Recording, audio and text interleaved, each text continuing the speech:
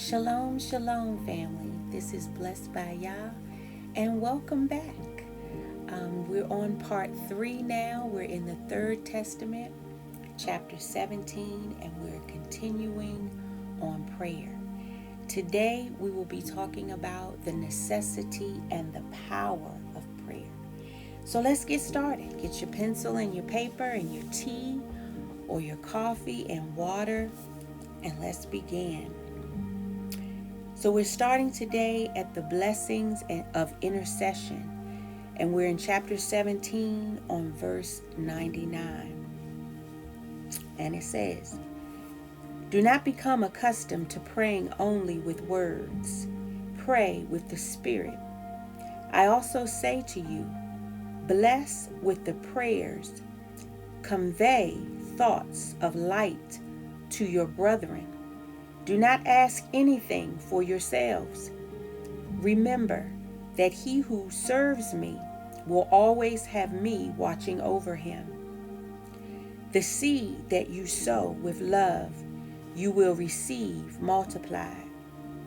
Do not pray only when you find yourselves going through some painful ordeal. Also pray when you are at peace, for it will be then that your hearts and thoughts can become occupied with others. Do not pray only for those who have helped you, or those who have not caused you any harm. For even though this is virtuous, it is not as worthy as assisting those who have previously harmed you." So we know in Matthew 5 it says, pray for those who spitefully use you, right? For he said, what honor is it if we only pray for those that we love? So we are also supposed to pray for those who persecute us. 102. What is it that I teach you now? To bless everyone and everything with your entire heart and spirit. Because who blesses in this way is similar to the Father in making their warmth come to all. Therefore, I say to you, learn to bless with your spirit, with your thoughts, and with your heart, and your peace, strength, and warmth will reach whomever you send it to, no matter how far away they are. What would happen if all men blessed one another, even without having met? Perfect peace would reign on earth. War would be inconceivable.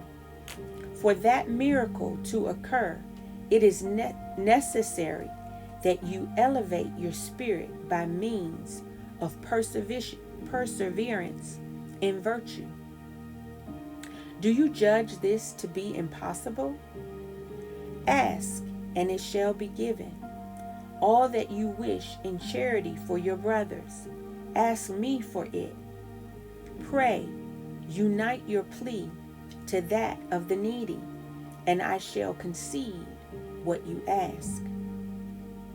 Now let's look at the necessity of prayer. Be watchful and pray.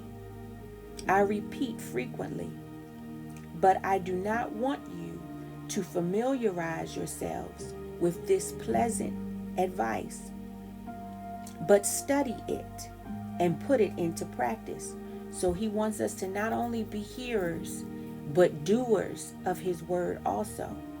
So as we read through this, meditate on it and think about things that you can change and areas where you can grow in your prayer life. I tell you to pray, for he who does not pray will surrender to thoughts which are superfluous, material, and sometimes unsound, with which unknowingly he encourages and fosters destructive wars. But when you pray, your thought, like a radiant sword, destroys the veil of darkness and the bonds of temptation which today are imprisoning many beings, saturating the environment with spirituality and counteracting the forces of evil. Humanity has always been too busy with the great things of the earth to consider the importance that prayer and meditation have for that which is beyond this life. In order to discover its own essence, he who prays converses with the Father, and if he asks questions, receives instant replies. The ignorance of men about spirituality proceeds from their lack of prayer. We got to get our prayer life together, family.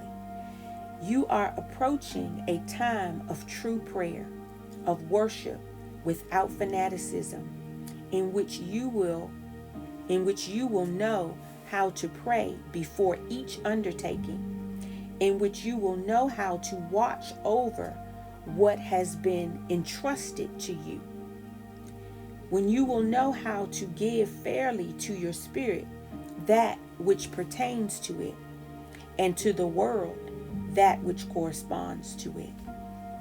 How can men go wrong if instead of doing his own will, he first asks the Father through prayer, who knows how to pray, lives in constant contact with God, knows the value of the benefits that he receives from the Father, and also understands the meaning and purpose of the trials that he passes through. So a lot of times we go through things and it's to teach us something or to grow us in an area where the Father sees that we need to grow or we need to improve. So let's look at the beneficial effects of practicing prayer. And we're still in chapter 17, and we're at verse 111. And it says, throughout the era I have said to you, pray. Today I say that by means of the prayer you can obtain knowledge. If all men prayed, they would never deviate from the path of light outlined by me. Through the prayer, they would heal the sick. There would not be any more non-believers, and peace would again return to the spirit.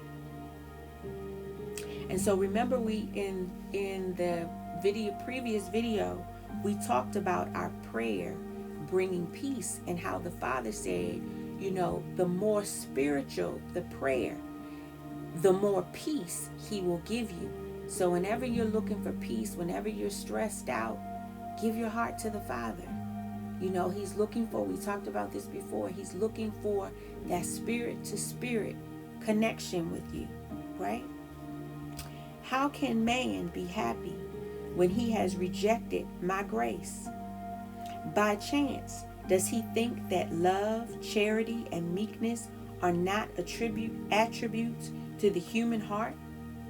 Know that the word that bears no love has neither life nor power. You ask me how you can begin to love, and what you must do so that the sentiments awakens in your heart. And I tell you, to start, know how to pray. Prayer will bring you to the Master, and I am the Master. In prayer, you will find consolation, inspiration, and strength. It will give you the sweet satisfaction of being able to speak intimately with God without witness or mediators.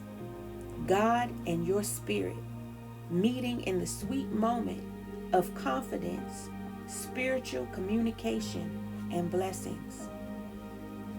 Whenever you need a confidant, and a good friend. Seek me out, and deposit in me the sorrows of your heart, and I will show you the best road, the solutions you seek. Seek ye first the kingdom of God and his righteousness, and all those things you are asking for will be added unto you, right? If your spirit is oppressed by sorrows, it is because you have sinned. I will receive you and will be benevolent in my judgment. I will strengthen your intention to reform and return you your lost strength. Only the practicing of my teaching can keep you in grace and spiritual and physical health. The experience you gather will be light that you accumulate in your spirit. The spirit which knows how to be watchful will never depart from the route traced for it by its Lord, and it is able to employ its heritage and its gifts until it achieves its elevation. So we should be continually trying to grow in our spirituality and in our prayer life, right? That being shall progress in its trials, for it lives alert and never allows itself to be dominated by the material. He who prays and keeps vigilant shall always emerge triumphant from the difficult times, and will know how to walk with firm steps on the path to life. Oh, how different is the conduct of he who forgets to pray and keep watch. Voluntarily, he renounces defending himself with the best arms I have placed in man. And so we know, we read in the second video, we talked about how prayer is one of our most powerful weapons, even more powerful than material weapons. Okay? Voluntarily, he renounces defending himself with the best arms I have placed in man, which are faith, love, and the light of wisdom. It is he who does not hear the inner voice that speaks to him through his intuition, his conscience, and his dreams. But the heart and mind do not understand that language and do not give credence to the message that comes from its own spirit. Prayer is the means revealed to your spirit to come to me with your questions, your uncertainties, and your yearnings for light. Through that communication, you can dissipate your doubts or tears away, or tear away the veil hiding some mystery. So we get more understanding. You see all these things that are being revealed in our prayers. You hear that? Wow. Prayer is the beginning of the spirit-to-spirit communication that in time to come will flourish and give its fruits to all humanity. Today, I have revealed all this to the people who hear me, so that they may be the forerunners of the era of spirituality. Now let's talk about the power of prayer. When one of you prays, you do not realize what you reach spiritually with your thoughts. And it is necessary that you know that when you pray for your brothers, for those people destroying themselves in war, in those moments your spirit is persecuting a war as well, a mental war against evil. and your sword, which is peace, reason, justice, and a yearning for the good of your brother, clashes with the weapons of hatred, vengeance, and pride. This is the era in which men realize the power of prayer. And for prayer to have true power and light, it is necessary that it be sent up to me with love. Remember, the Father is his very essence, and the foundation is love. Okay? So I know in the Book of Remembrance, I don't know how many of you have heard of the Book of Remembrance, but the Book of Remembrance of Melchizedek, it talks about how man sees God. And it says that man sees God as man is. So sometimes we can view God as vengeful or having hatred or all these things, because this is how man is. But it says man sees God as man is and not as God is. But we have to remember that he is infinite love. His very essence and foundation is love, and not hatred, not pride, not vengeance, not jealousy, not any of those things. Those are qualities of man. Okay? Verse 126. Thought and spirit unite in prayer. Create in mankind a force superior to any human strength. In prayer, the weak are strengthened, the coward dressed in courage, the ignorant are illuminated, and the clumsy made able.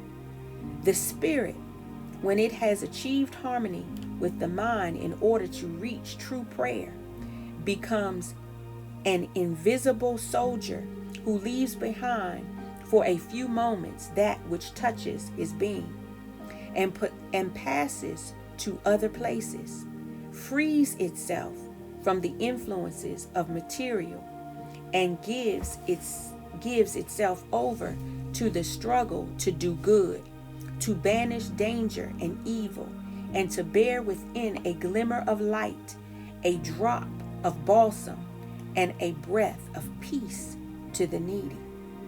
For all I tell you, understand how much you can do with the mind and spirit in the midst of the chaos in which man is immersed. You are in a whirl of conflicting thoughts and ideas where passions for materialism are alive and the spirits navigate in darkness. That's so true. Only he who has learned through prayer to elevate himself in thought and spirit to the regions of light, to the dwellings of peace, may penetrate without being defeated to the world of contention, where all human passions are reflected, living in exchange something of value for those who have need of the light of the Spirit. Learn to pray. You see, so many times he's told us to learn to pray. Learn to pray, for with prayer you may do much good, just as you may defend against threats. Prayer is both shield and sword. If you have enemies, you may defend yourself with prayer. Because know that this weapon must never wound or injure anyone, for its only purpose is to shine in the darkness. The elements are unleashed against mankind, but you must not fear, for you know that I have given you the power to overcome evil and protect your brothers. You can order those elements of destruction to stop, and they shall obey. If you continue praying and watching, you can perform prodigies and surprise the world. Pray with purity. Pray with purity. Make communion with your spirit. Do not seek out a particular place to do this. Pray beneath a tree, or on the road, or on a mountaintop, or in the corner of your bedroom. And I will descend to converse with you. to illuminate you and to give you strength. Truly, I tell you that if you were already united in spirit, thought, and intentions, your prayer would be enough to stop the nations that now prepare the hour to throw themselves at each other. For you would destroy the hatreds and would be an obstacle to all the evil projects of your brothers.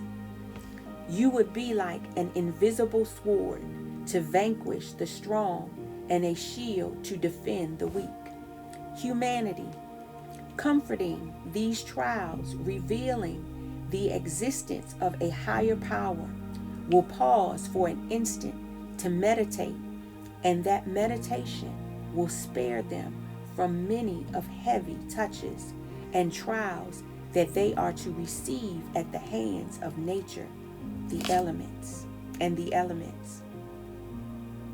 If you had great faith and greater knowledge of the power of prayer, how many works of charity could you do with your thoughts?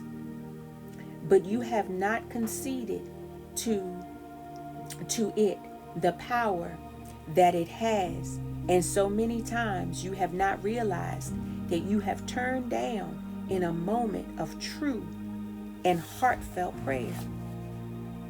Do you understand that the higher power is preventing the most inhumane of all your wars from breaking out? Let's read that again. All praises to the Most High. Do you not understand that a higher power is preventing the most inhumane of all your wars from breaking out? Do you not understand that the taking in that miracle are millions of the prayers of men, women, and children who with their spirits are combating the darkness and struggling against the influences of the war? Continue praying, continue watching, but put into these actions all the faith you are able. Pray, people, and over war, pain, and misery lay the cloak of peace of your thoughts, making of them a shield underneath whose protection your brothers may shelter and be enlightened. Prayer is powerful, family. Prayer is powerful. Let's look at the love of God and your neighbor as veneration of God. Veneration is respect or reverence to God. Be aware, my new disciples, that you should always honor and offer tribute to the Lord without awaiting specific dates, in the same manner that the Father always loves you. But if you want to know how to remember my deeds of love on a daily basis without falling into fanaticism, I will tell you how. During your lifetime, you should continually love one another as a tribute to the one who has created everything. Live in that manner, and I will grant you those things that you humbly request, to forgive your faults. I offer you comfort and ease your pain, but I say to you, when your conscience makes you aware of your errors, pray. Correct your errors, and with your spiritual gifts, attain spiritual strength in order to not commit the same faults again. Thus, will you not have to ask me repeatedly to forgive you? My word is teaching you to evolve and to obtain enlightenment and spirituality.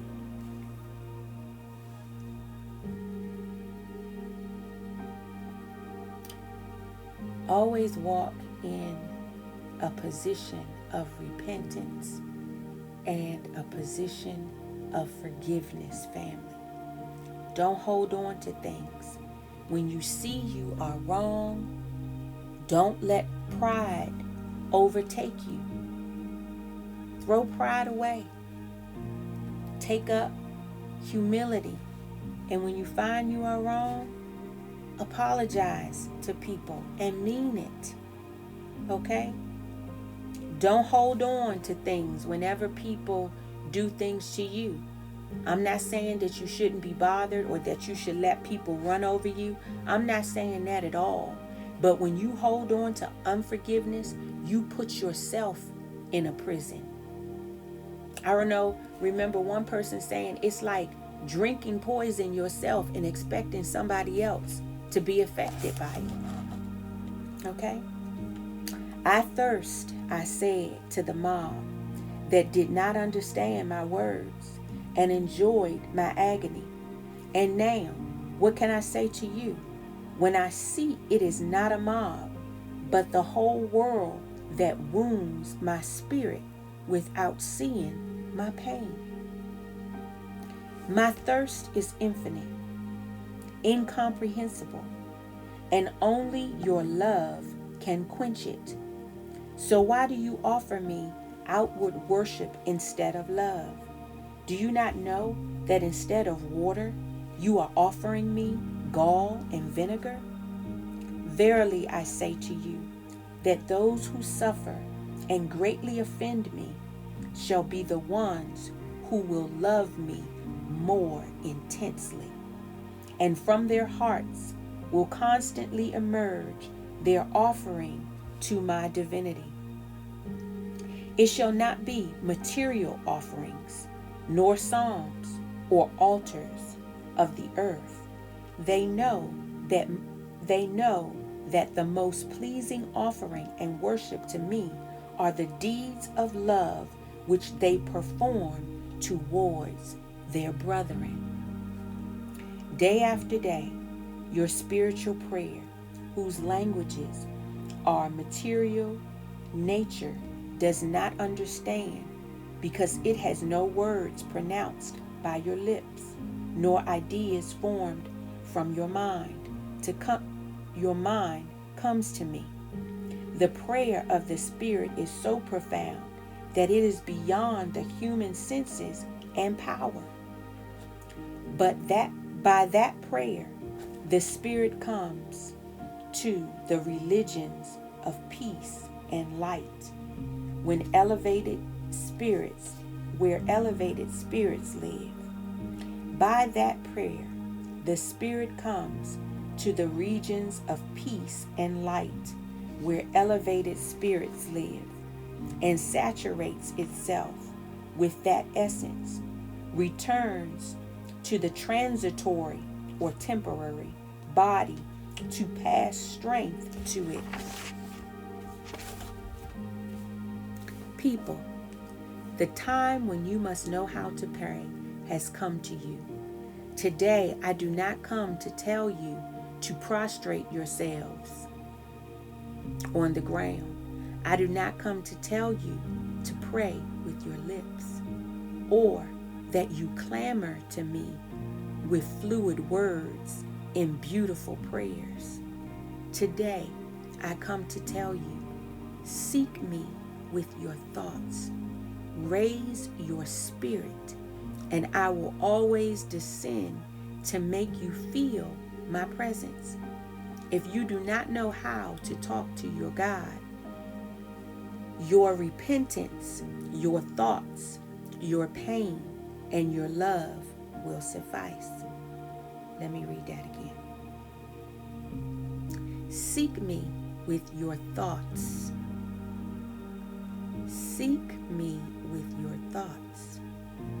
Raise your spirit, and I will always descend to make you feel my presence. If you do not know how to talk to your God, your repentance, your thoughts, your pain, and your love will suffice. The reason I went back through that is because I talked about in part 1 of this video, I talked about as a man thinketh in his heart, so is he.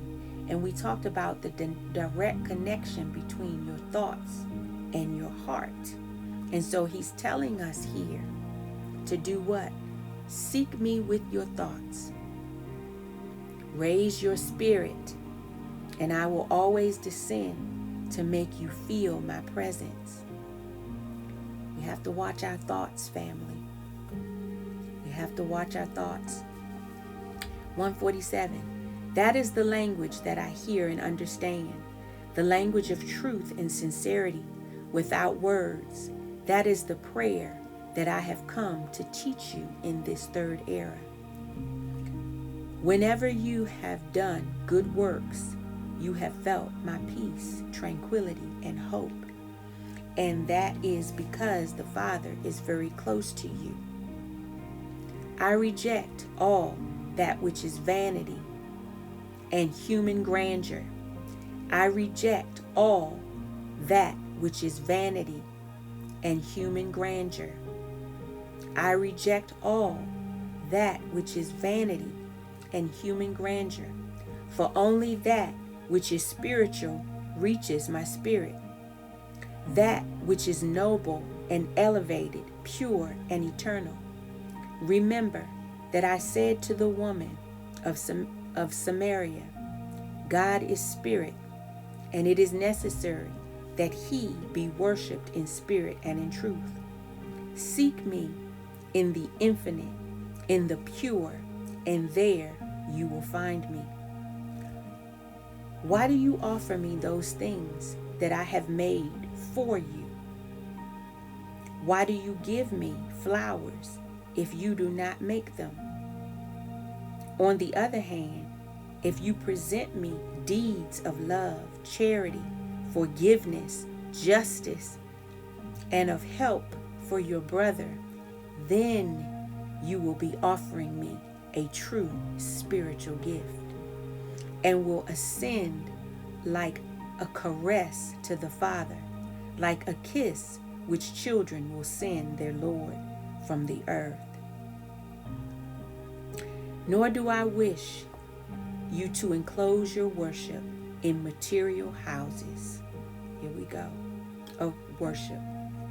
Nor do I wish for you to enclose your worship in material houses of worship. For you will thereby imprison your spirit and not allow it to open its wings to conquer eternity. The altar I leave you, and on which you shall celebrate your worship as I expect, is life beyond any limitations, beyond all religions, churches, and sects. For it exists in the spiritual, in the eternal and divine. Wow, I pray that you all are able to receive this and that this is resonating with your spirit. Let's look at the communion of conscience between man, God, and man.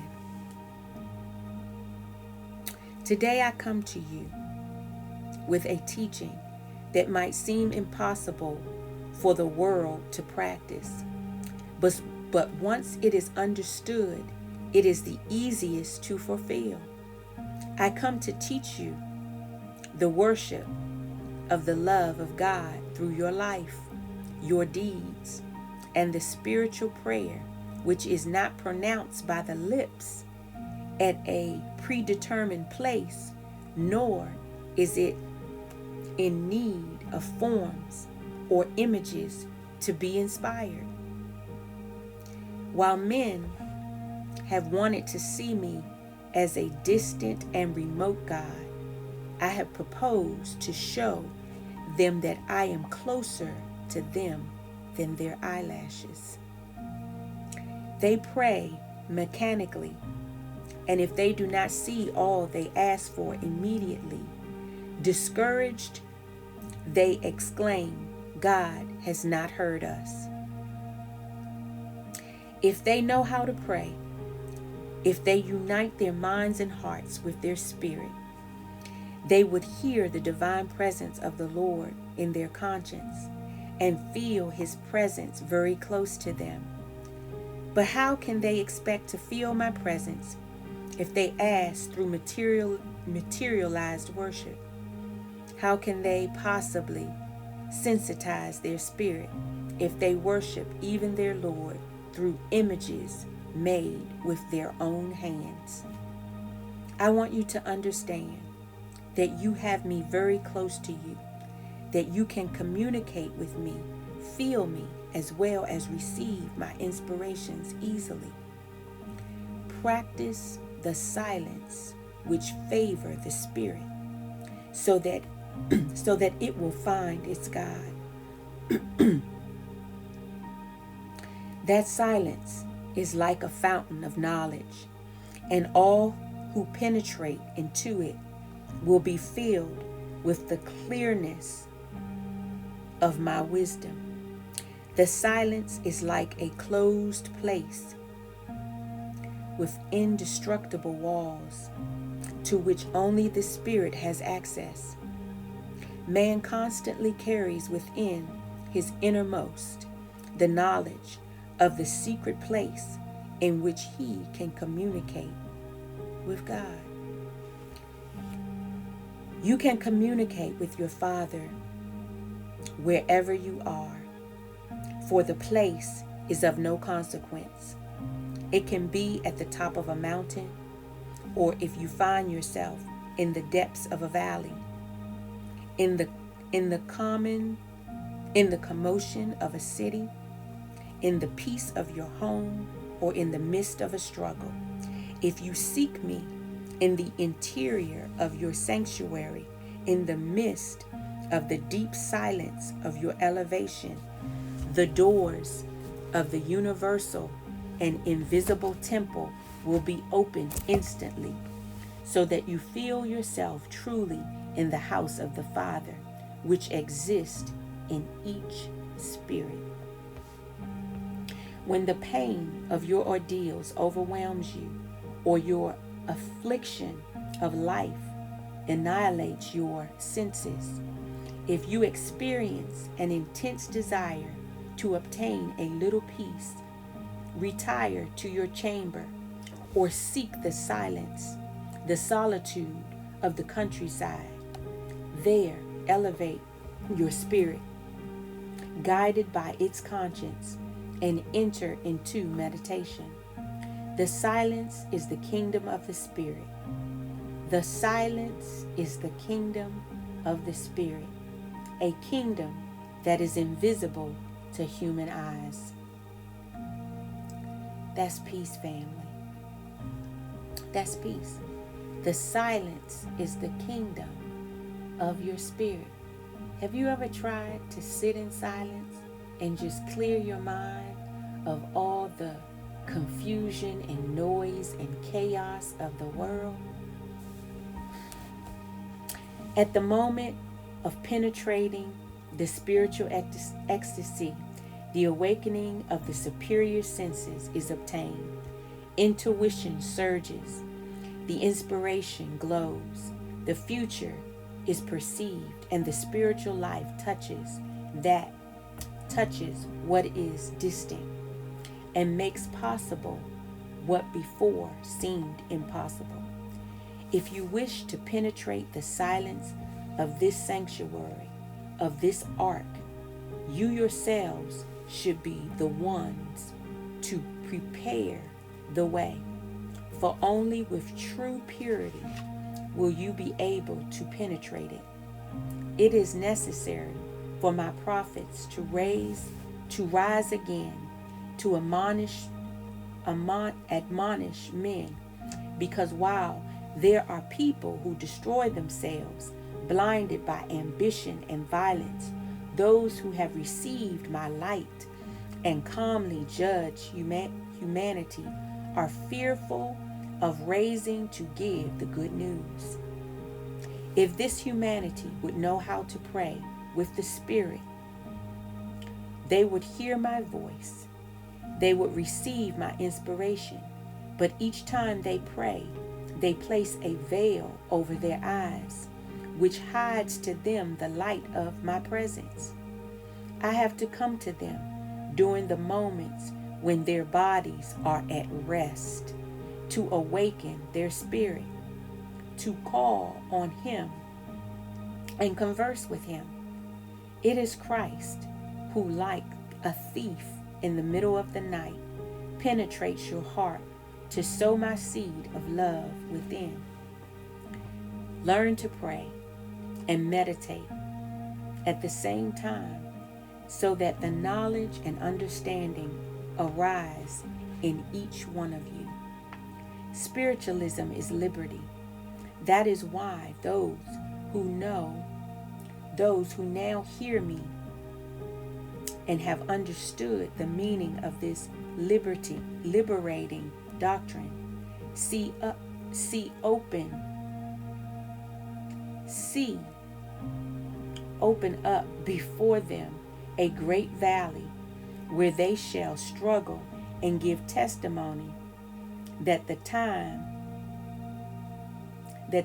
came when God, the Almighty Creator, came to establish communication between Himself and man.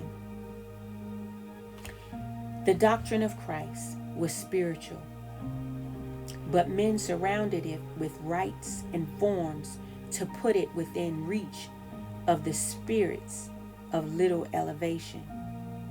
You have entered the sea of spirit, that of the great revelation, in which materialism impostures the imperfection will disappear from all worship, in which all men through the Spirit shall recognize God, who is all spirit, and on that road find the means of perfect communication.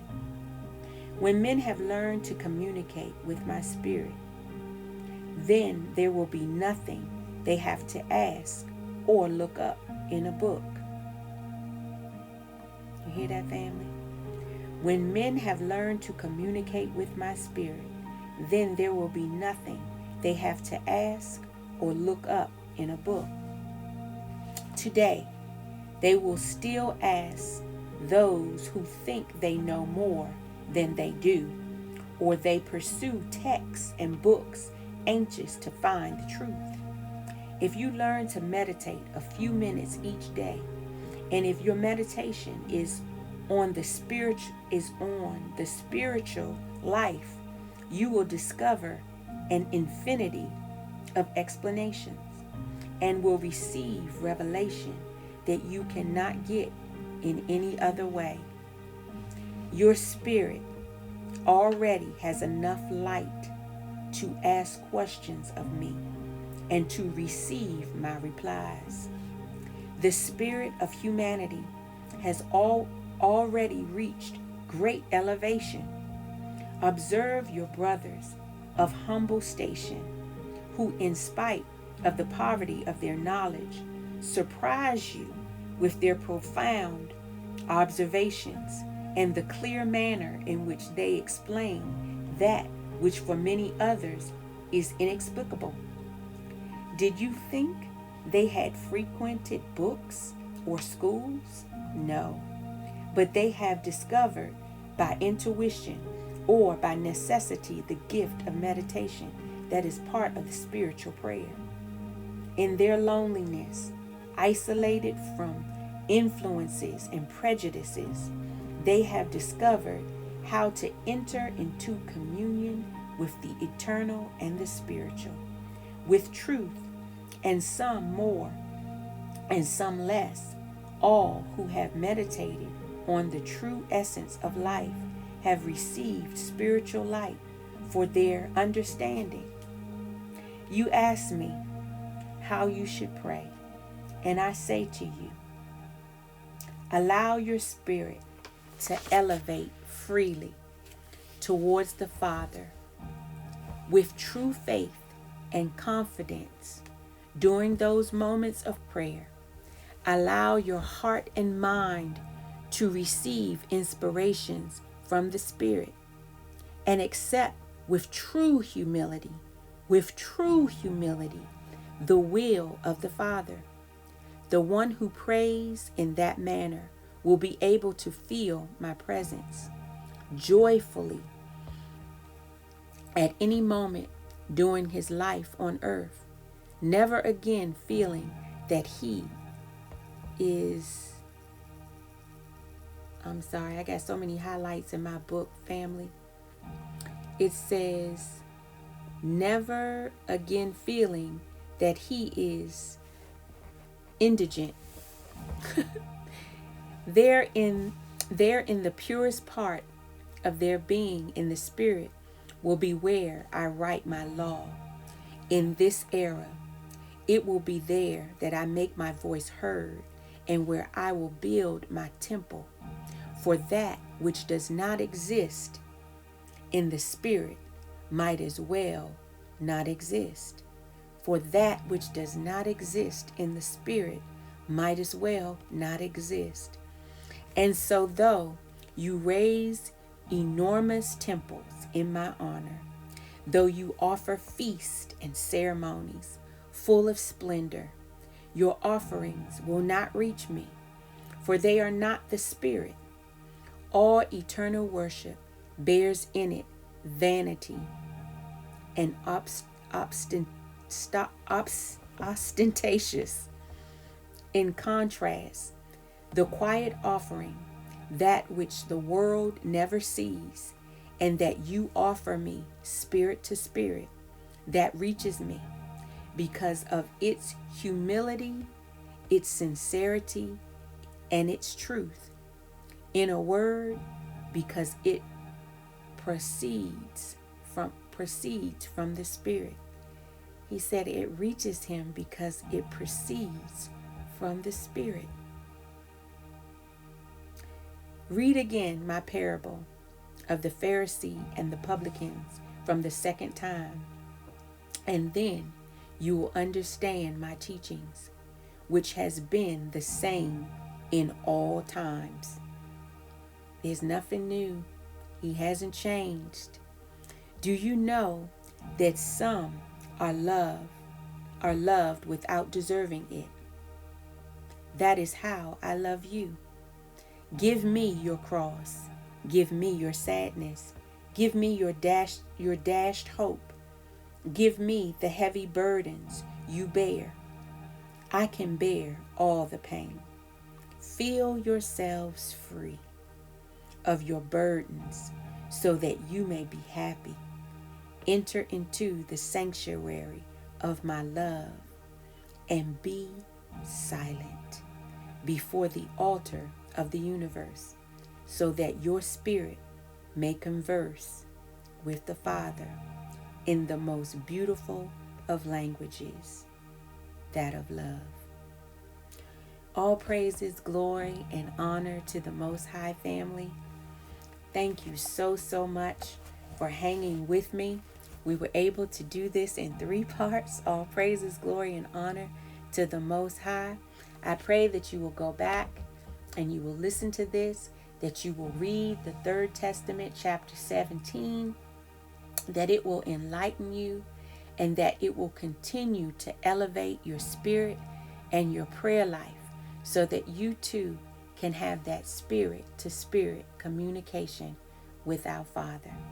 I thank you again for joining me. I love you so much, and shalom.